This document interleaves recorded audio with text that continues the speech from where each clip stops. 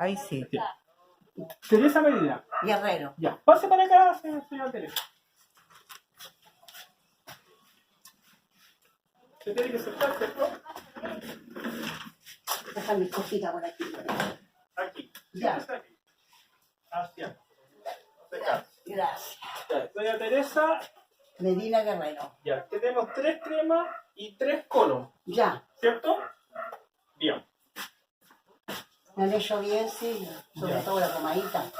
La va a llamar una señorita preguntando cómo está, ¿ya? Ya. Por su salud. Ya, muy bien. Para que no haya problema, que por qué tanto se preocupa. Porque es un trabajo que vamos a hacer ya, Muy bien. para saber cómo está su salud. Ahora, si por ejemplo, si tiene alguna otra queja, usted le dice a ella, ¿sabe? Me duele tal cosa. Ya. Y nosotros, ella coordina conmigo, yo con la más y podemos hacer algo. Podemos Ya. darle, por ejemplo, la receta.